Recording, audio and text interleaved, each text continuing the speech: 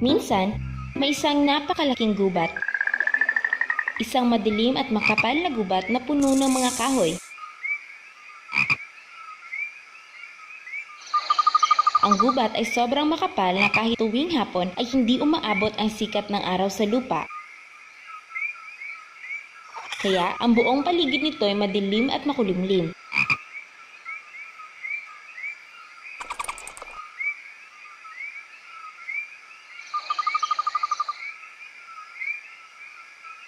Marami ding mga hayop dito. Ang mga tao ay dating takot nang pumunta sa gubat.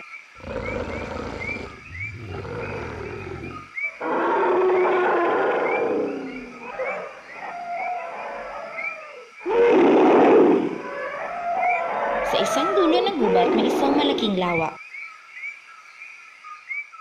At sa kabila ay may isang maliit na nayon.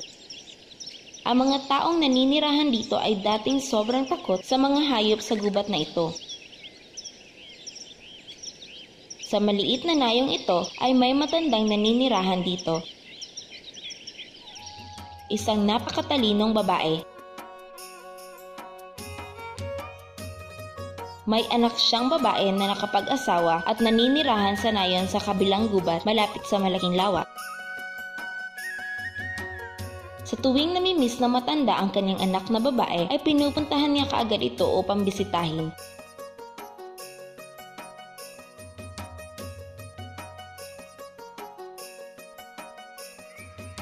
Minsan ay naalala niya ang kanyang anak at nagdesisyon siya na bisitahin niya ito.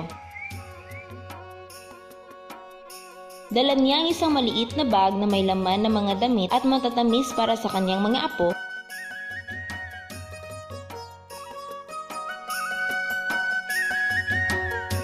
Sinabi niya ito sa kanyang mga kapitbahay at nakiusap sa kanila na bantayan ang kanyang bahay hanggang sa kanyang pagbalik. At sinimulan na niyang maghakbang na maliliit subalit mabibilis hanggang sa nakapasok siya sa makapal na gubat.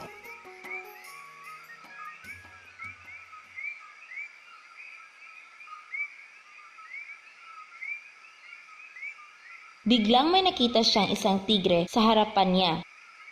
Ang tigre ay umungol ng napakalakas at dahil dito ang matandang babae ay nangangatog sa takot. Tinanong niya ang matandang babae. Saan ka pupunta? Ako ay gutom na at kakainin kita bilang aking pananghalian. Ang matandang babae ay takot na takot sa tigre, subalit hindi niya ito pinapakita. Siya ay matalinong sumagot. Kung ako ay kakainin mo ngayon, paano ba kita mapipigilan? Sa bagay, ako ay malapit nang mamatay dahil ako ay matanda na. Hindi ka masisiyahang kainin ako. Umungol ang tigre. Huwag mo kong lilangin, matandang babae. Ano ang ibig mong sabihin? Ang sabi ng matandang babae, Hindi! Bakit kita lilinlangin? Ang ibig kong sabihin na kung kailangan mo akong kainin ngayon, ang makukuha mo lang ay puro buto at walang laman. Papunta ako ngayon sa bahay ng aking anak. Doon marami akong makakain na mga masasarap na pagkain, makakapagpahinga at madadagdagan ang aking timbang. At sa gayon, masisiyahan ka kung ako ay iyong kakainin. ang tigre ay sandaling napaisip at napagtanto niya na ito ay isang magandang ideya. Sige, matandang babae. Pumunta ka sa tahanan ng iyong anak at huwag mong kalimutan ang iyong pangako na babalik o kung hindi ay hahanapin kita.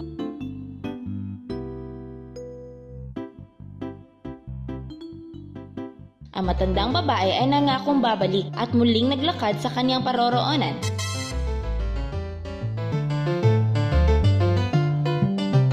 Sa di kalayuan, nakasalubong niya ang isang lobo.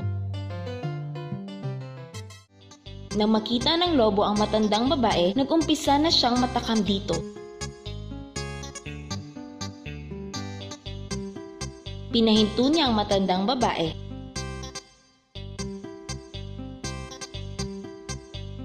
At sa oras na iyon ay hindi na natakot ang matandang babae.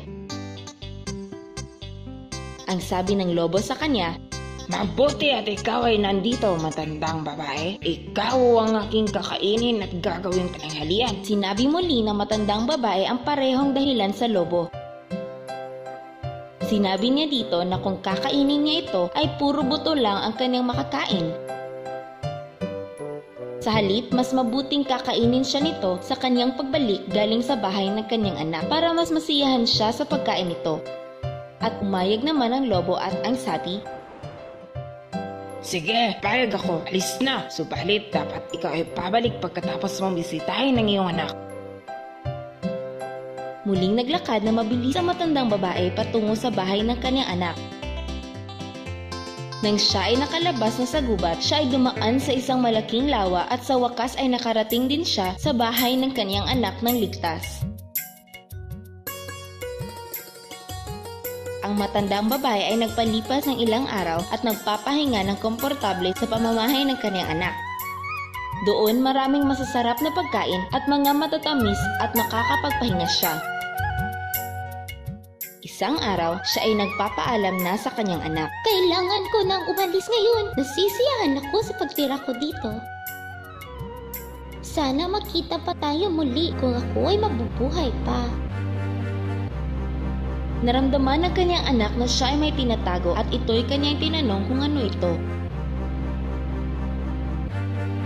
Ikinuwento ng matandang babae ang buong pangyayari sa gubat. Pinangako ng anak niya na huwag itong mag-alala at siya ay gagawa ng paraan.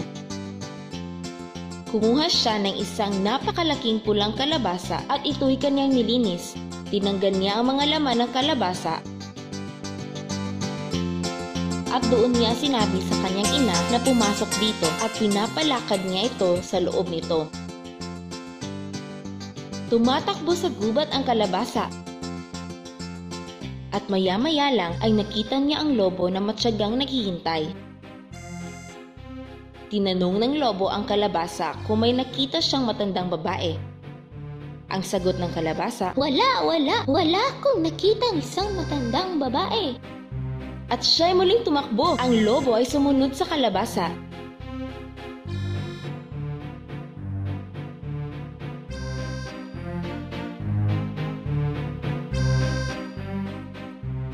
At sa di kalayuan, nakita nila ang tigre. At agad sinuntok ng tigre ang kalabasa at kinailangang lumabas na matandang babae at siya ay alistong nagsabi, Kayong dalawa, nandito na ako gaya ng aking pangako. Ngayon, pag-isipan niyo kung anong parte ng katawan ko ang kakainin niyo. Kung sino ang kakain ng aking ulo o kung sino ang kakain sa aking mga kamay at mga paa. Tumilaok ang tigre. Siyempre, ako ang kakain ng ulo. Ang lobo ay nakipagtalo. Hindi. Ako ang kakain sa ulo. Ang sabi ng tigre.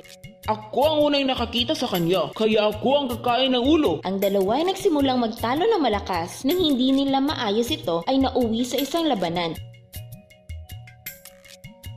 Ang matandang babae ay tahimik na pumasok sa loob ng kalabasa at nag-umpisang tumakbo palayo sa kanila.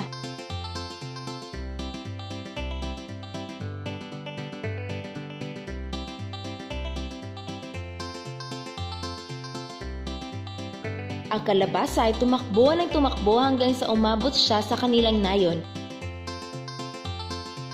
At dito siya ay huminto sa kanyang tahanan. Dahil dito, natutunan niyo mga bata na ang kaunting presensya ng isipan ay makakaiwas sa maraming gulo.